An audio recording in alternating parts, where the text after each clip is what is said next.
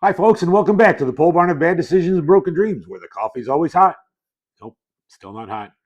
I don't know how to keep it hot. But we're going to move on. We are back in the pole barn of bad decisions and broken dreams, working on the inside of the barn here today. We've been away for a while, and this video is going to show you what we've been doing for the past week and a half or so. It's springtime here in Michigan, and we've got 10 acres of property here on the pole barn of bad decisions and broken dreams, and we've had to do some maintenance. The house was looking a little rough. We took and power sprayed off the deck, power sprayed the pergola. We went down and we power sprayed the back side of the house, the logs, and took our brush and brushed off all the logs, basically sanded them down and recoated the logs. We'll show you what's going on there, what we've been doing there. I know these aren't super exciting videos doing maintenance on property, but it's springtime and the house needs a little maintenance. The property needs a little maintenance. We've had some serious rain in the past 2 or 3 weeks here, and we've had some drainage problems that we've had to work on out in the front yard of the house. So we'll take a look at that and show you what's going on there. So sit back, relax, grab yourself a cup of brake fluid, and enjoy the video. My wife and I decided to take a week's vacation, and we went out to Arizona and spent a week at a place out there. You might have seen the video about the horses running. We went to a little ranch out there, and my wife did some riding and everything. We've had some kind of nasty weather in the past week here or so. And before we left, we've just been getting a ton of rain. And the property that the pole barn of bad decisions and broken dreams is built on is a little on the wet side. We have had at least 9 or 10 inches of rain that has come down, and we don't have any real good drainage on the property. And I'll show you some video of that and what the property's doing. And at one time we did have good drainage, and that was now probably 30 years ago when that was put in. And one of the culverts that goes over our driveway, or underneath our driveway, excuse me, goes underneath our driveway, had plugged up completely. It was probably a 2-foot steel culvert, and it is completely filled up with dirt and crud. And there were 2 4-inch drainage tiles that went from a drainage ditch underneath our driveway and then across our yard through that pipe and into the drainage ditch that drains all of the water off that section of the property. And those had completely plugged up. So we had Greg come out again, and you may have seen the video with Greg. We rebuilt the bucket on his Kubota tractor. So he brought his Kubota tractor over, and we dug a new ditch to get the drainage pipe out and get some water flowing so that we could dry out our property. And that's what I've been doing for about the last week. So it's been 2 weeks since we've been back on the 1966 Chevy Nova. And I have completely forgotten where we left off. We'll have to get in there and take a look and see where we are, what we still have to do. We've got the list, still a very large list of things that need to get taken care of on the Nova. And we'll continue to work on that. But I want to take you out. I want to show you the property, show you what's been going on, where that water is settling, and what we have to do. We also have a company coming out, an excavation company, an excavator, and he's going to give us an idea of what we can do to get some better drainage basically in our front yard.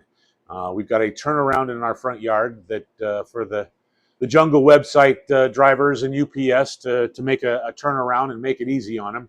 And we're going to have to bring in some gravel to raise that up a little bit, maybe some more dirt to raise that up a little bit, and then get the water to drain out, because when it doesn't drain, it ponds there, and anything that we put down on top of it is just going to turn into mush, even if it's graveled. So we'll get that excavator out here. We'll show you that going on and see what happens there. And that's probably going to be a few weeks out before we can do that. So we'll get you out, show you what's going on the property, and let you see what's happening. Thanks, and enjoy the video. We'll take you out in front of the pole barn of bad decisions and broken dreams and show you what's going on out here. Um, you'll see the rest of the front yard in a moment. So we are actually back in wintertime, and you can see over by the barn, we've got some drainage issues as well. We're not going to be doing too much with that because most of the time it drains off pretty well, and that'll take a couple of days, but it'll drain off and get taken care of. There's the house and the front of the house right there, and we'll be going over there and showing you what's happening over there. Some of you may be asking why it took a week to get that drainage to start happening, and we really didn't know what we had underneath the ground. So we started out by digging a hole and finding the pipe itself. And then I took a garden hose, a stiff garden hose, and I started pushing that garden hose through those two 4-inch pipes that run underneath the driveway, underneath our front yard, and into the ditch, and trying to get some of the silt and sand that has built up for the last 30 years. So we got in there, and there was just no unplugging 90% of these 4-inch drain tiles. And that is basically just a corrugated pipe that runs underneath the driveway in the front yard. We had two of those in there. So I was trying to get either one of those or both cleaned out so that we could get some drainage there. But I laid on the ground with my hand in the 40-degree water, just pushing that hose through those drainage pipes to try and get some kind of flow of water that would drain the giant puddles that you see in our front yard, and it just wasn't happening. I was able to get one pipe cleaned out once we dug the trench and got some drainage going. I was able to get in there and get one pipe to get a halfway decent flow. So it did actually drain everything out. And then, of course, that night we got another 3 inches of rain. And when you look at the footage, you'll see that we've got 4 or 5 acres that are all draining into a drainage ditch and coming down to and underneath our driveway and front yard to go across and then to a ditch that drains out off the property. And of course, everything last night just filled back up. And we've got basically the same problem that we had when we started, but it's now draining through a 4-inch pipe. It'll take probably 2 days to drain the amount of water that's coming off those 4 or 5 acres down into the lowest part of our property. So that's what the excavator is going to do. He's going to come in and tell us how to drain that faster so we don't get that ponding and turn our driveway and our front yard into a mush pit.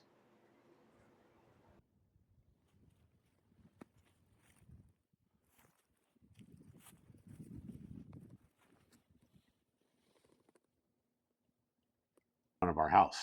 So I got that cleaned out, got the water draining. We haven't had a problem with drainage since then, but as you can see in the video, as we pan around, the front of the house looks a little bit rough. We actually had one of our postal workers come in, and she got her truck stuck in our front yard.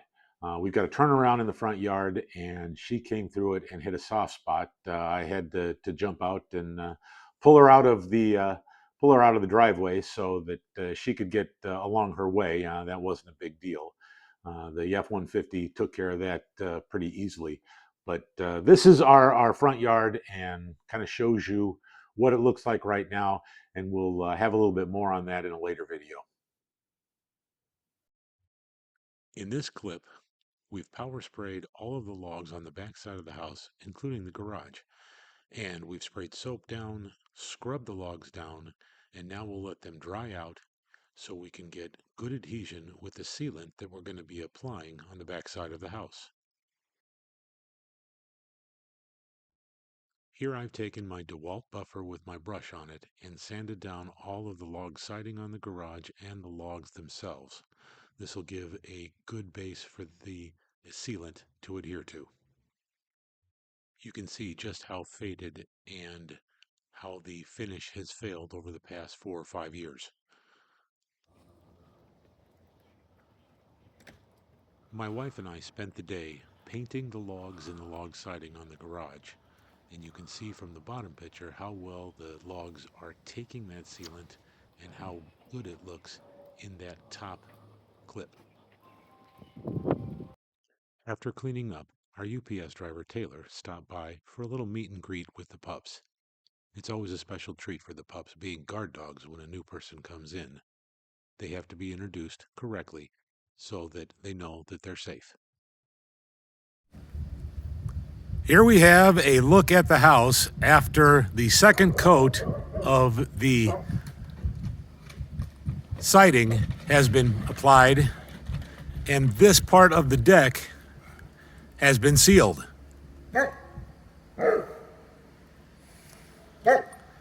And of course, we have Alfred, Cody, and George stopping in to put their 2 cents in.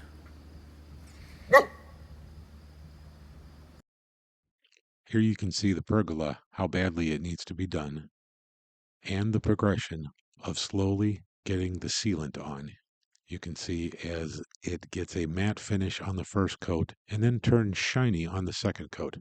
I didn't think that anybody wanted to see more time lapse of somebody painting, so I left that out and just showed you the end result. And the dogs get to pop in every once in a while and inflict judgment on us.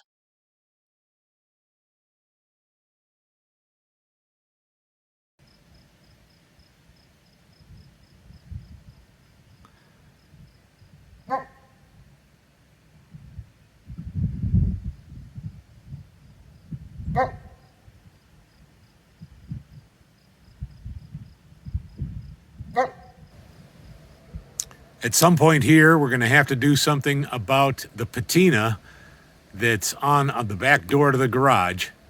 We'll get that taken care of probably sometime in the summertime here.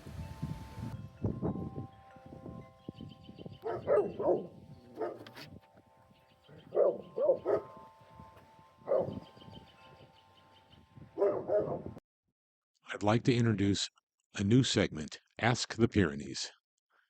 Ask the Pyrenees, the only advice segment on YouTube where 3 Great Pyrenees, George, Cody, and Alfred answer your questions with sarcasm, wisdom, and judgment only giant fluffy dogs can provide. You ask the questions in our comments section about cars, tools, life, relationships, wiring disasters, or why your project car hates you. And I'll read the pup's official responses during my videos. Expect brutally honest opinions, zero mechanical knowledge, and a whole lot of attitude.